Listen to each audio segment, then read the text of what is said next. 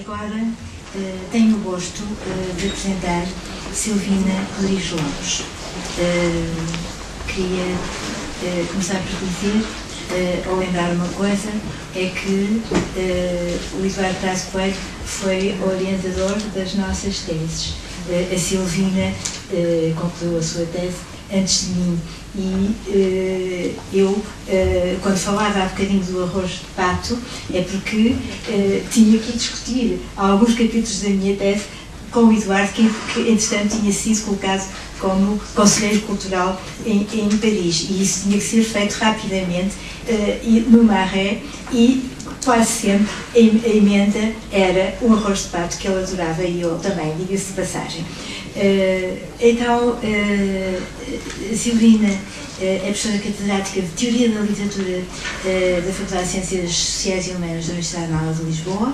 A tese que eu falava há bocadinho tem por título A Legitimação em Literatura.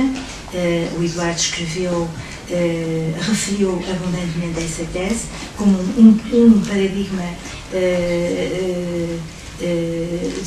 de uma nova, de um novo modo de pensar a teoria da literatura, e eu podia, digamos assim, emparelharia essa obra com a literatura experiência de atrito,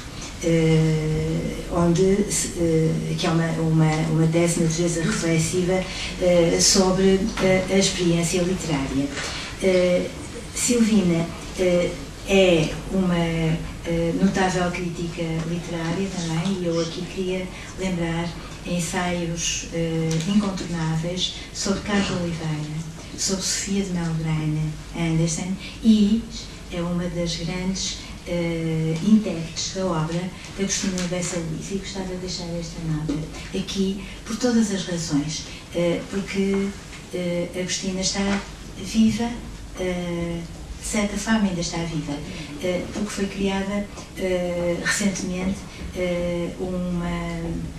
foi criado um círculo de amigos de Agostina Bessa Luís no ano em que ela completou 90 anos, e a Silvina faz parte desse vasto grupo de amigos. Queria também recomendar-vos a revista Intervalo, que vai no seu 5º número e que ela co-organiza. E também um site pessoal que eu descobri. Eu não sou muito frequentadora nem de blogs nem de sites, mas de certeza que vou ler A Condição de Poético na época do hipertexto, e o hipertexto como modalidade de centramento. Aparece-me isto no seu site pessoal. Não sei se é um erro. Não. Então, pronto. São daquelas coisas, quando se imagina que os meios que efetivamente a net é infalível, e todas aquelas informações enciclopédicas é tudo errado. Está tudo cheio de erros. Até as datas de nascimento dos escritores estão erradas. Portanto, Silvina, falemos muito baixo.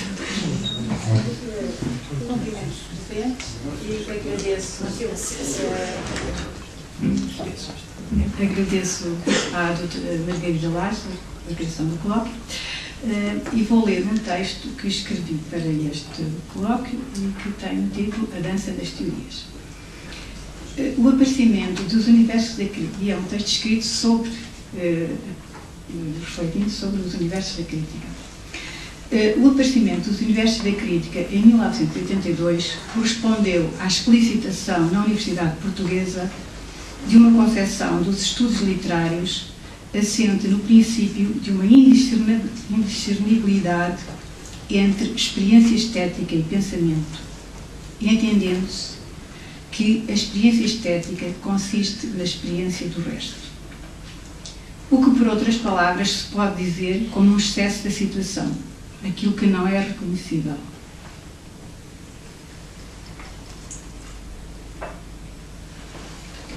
O resto, aquilo que excede a capacidade de compreensão, é o que se poderá chamar o impensado, a não confundir com o impensável ou o inefável. O impensado é o que, como tal, acompanha o pensado e resiste ao seu fechamento, deslocando e deslocando-se com ele. Em Os Universos da Crítica, Eduardo Prado Coelho propõe-se pensar e expor o impensado das diversas teorias que constituem o campo dos estudos literários, pondo para tal em evidência o modo como pretendem que os axiomas que as fundam não são simples axiomas, mas são verdades universais, justificáveis por razões exteriores e superiores aos territórios que os organizam e comandam. Por essa explicitação, este livro distancia-se do que seria apenas um compêndio, que era o que existia, com tudo o que esse nome indica de adequação a uma destinação específica. Poupar tempo, abreviar e resumir uma pesquisa, destinação que tem implícita a negação do ser escrito de um texto. É evidente que esse trabalho parte da leitura e do estudo aprofundado daquilo que na sua área e na área de reflexão sobre as ciências se lhe apresenta como decisivo.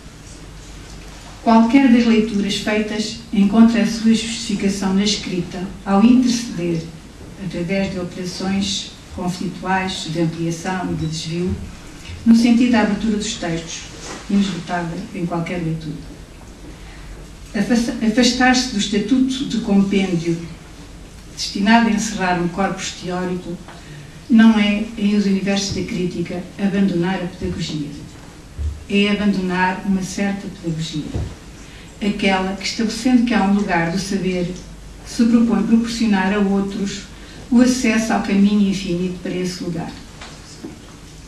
Assim, diz-se expressamente que a prática pedagógica da literatura deve ser entendida, cito, não enquanto fixação de uma verdade cultural, mas enquanto alargamento do campo de sentidos, das áreas de sensibilidade e de interação comunicativa. Fim de citação. Esta declaração sobre o entendimento da pedagogia da literatura rompe com a administração dos textos como objetos e propõe-se integrar a relação com eles numa pragmática poética que, enquanto tal, se distancia de dois polos que efetivamente se encontram na negação do impensado dos textos, através da circunscrição ao fechamento histórico, o contexto, ou à manifestação do absoluto impensável. Estes dois polos são: a filologia enquanto suposição de acesso à verdade historicamente dada dos textos, objetivo ou inefável. 2. O paradigma comunicacional como suposição de uma intersubjetividade que controla a inscrição dos textos em diferentes horizontes históricos, supondo para tal a comunidade dos humanos. A aproximação desses polos surge com bastante frequência. Cito-se um exemplo. Eu cito: no espaço do projeto filológico, qualquer operação, por mais modesta que se pretenda, é uma aproximação do todo, configurado no horizonte do projeto. E é por isso que não apenas a retórica que acompanha a estratégia filológica, como também a que se encontra em propostas de tipo estilístico ou hermenêutico, oscilam continuamente entre a segurança positivista do conhecimento e o êxtase perante a grandeza do todo, entre a ciência e Deus, entre o rigor da letra e a desmesura da beleza. É interessante verificar que o paradigma filológico é aquele que aparece como a doença mais grave e incurável dos estudos literários, desde logo pelo seu lugar na institucionalização dos mesmos.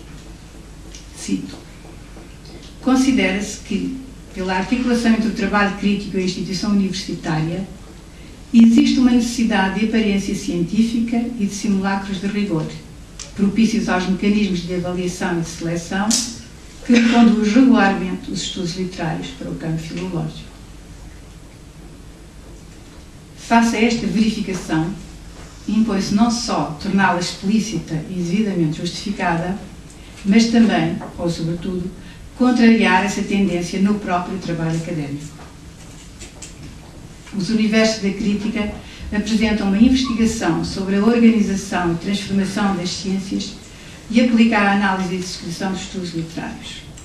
Resulta daí a repartição destes por diferentes paradigmas coexistentes, embora o seu aparecimento seja historicamente situado.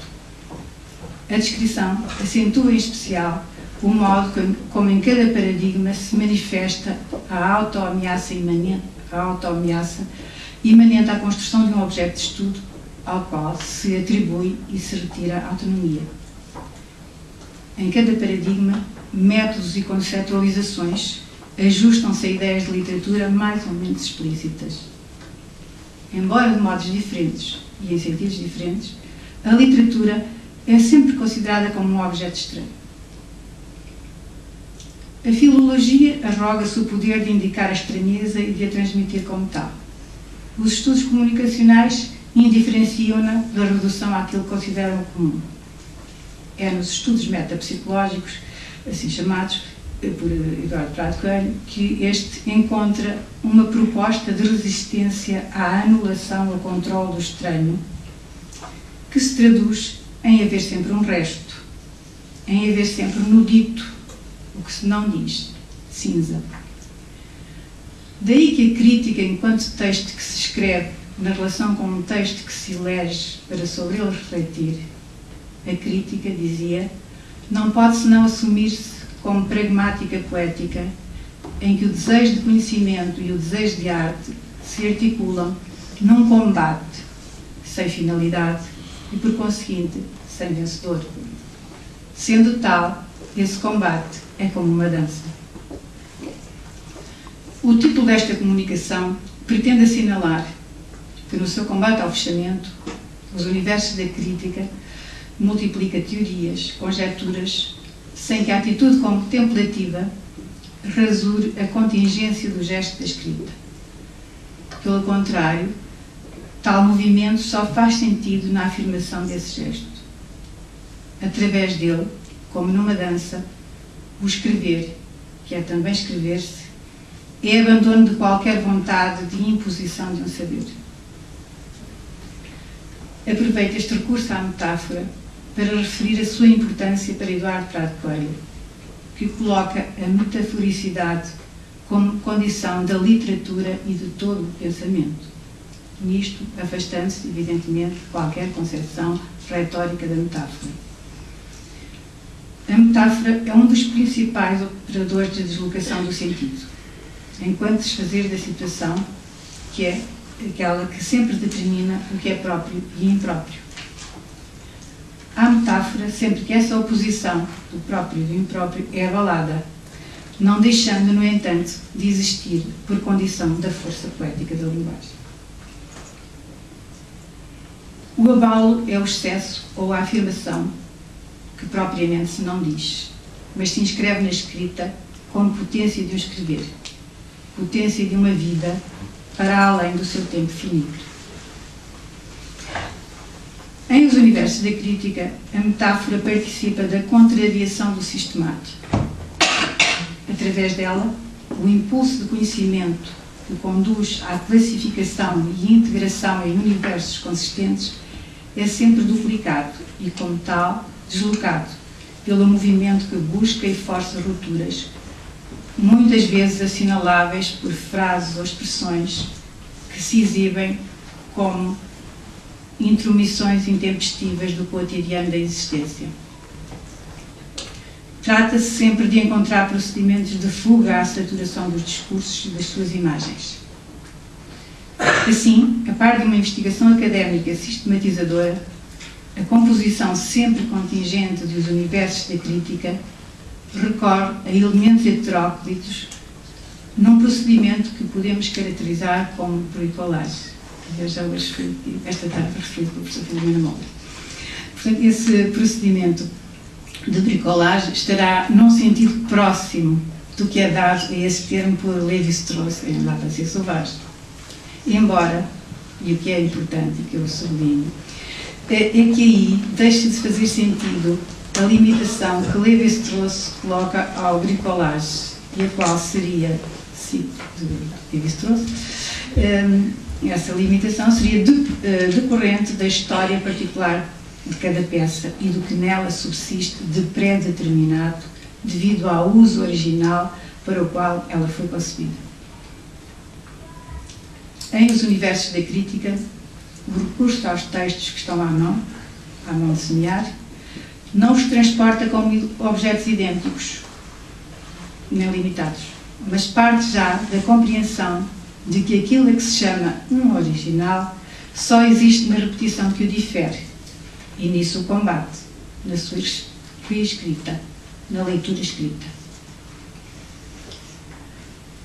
Da compreensão da ausência de original decorre a assunção do jogo na crítica, ou seja, a assunção do acaso como manifestação do impensado e, consequentemente, de exigência de pensamento. Esse jogo passa-se no terreno frágil da existência, entre filosofia e literatura. Esse jogo esse que suporta os universos da crítica. Trata-se de pôr em causa a autonomia de uma e de outra, de uma pela outra, com base na ficcionalidade imanente ao uso da linguagem. Não há pensamento exterior à ficção, isto é, à construção de uma forma a qual não é o contentor adequado de um conteúdo. O filósofo-artista e o artista-filósofo são duas figuras da relação entre arte e pensamento que desenquadram quer a arte, quer o pensamento, da instrumentalização autoritária para que a vontade de domínio os empurra. Não há verdade exclusivamente discursiva, assim como não há verdade da imaginação espontânea. O fazer sentido supõe a composição do discursivo e do imagético num movimento de devir outro, que é simultaneamente fuga ao dispositivo subjetivista-objetivista e à indiferenciação mística. Trata-se de deixar de pensar em função da unidade, nos termos exatos em que Eduardo Prado Coelho, num comentário a Blanchot, coloca esse desígnio. Eu vou citar uma passagem relativamente extensa, em que há também algo de Blanchot, mas que me esqueci aqui de distinguir. Portanto, esse comentário é o seguinte: precisamos de pensar o outro, de falar em nós em relação ao outro, sem referência ao um, sem referência ao mesmo. Assim, o que fundamenta a relação, deixando-a não fundamentada, já não é a proximidade. Proximidade de luta, de serviços, de essência, de conhecimento ou de reconhecimento, até de solidão. É a estranheza entre nós. Estranheza que não basta caracterizar como uma separação, nem mesmo como uma distância, mas sim como uma interrupção, isto é, uma separação infinita. Já terminei a citação. O que daqui resulta... Não, continua. O que daqui resulta é, por um lado, um processo em que o homem se afasta de si próprio. E este afastamento é, também aqui, uma lição de impoder. Não quer dizer que esta distância represente o que de homem a homem escapa ao poder humano, que pode tudo. Lá onde o meu poder cessa, lá onde a possibilidade se extingue, aí se designa essa relação que o puro vazio na palavra fundamenta. Significa isto que estamos perante uma relação não intersubjetiva, mas algo que se situa para além da relação de sujeito a sujeito ou de sujeito a objeto. Quando outrem me fala, ele não me fala como eu. Entre o homem e o homem há um intervalo que não será nem de ser nem de não ser, e que transporta a diferença da fala, diferença que precede qualquer diferente e qualquer um. A concluir, sendo a importância decisiva dos universos da crítica nos estudos literários a de abandonar o pensar em função da unidade, isso traduz-se na inseparabilidade, na separação de teorização e crítica, ou seja, no que tal implica de permanente crítica da crítica como condição do haver crítica. Exigência de lucidez em que há a dimensão de justificação, argumentação de qualquer leitura, verificação ou proposta, se reúne a consciência da sua incompletude, o que corresponde a dar a palavra ao outro.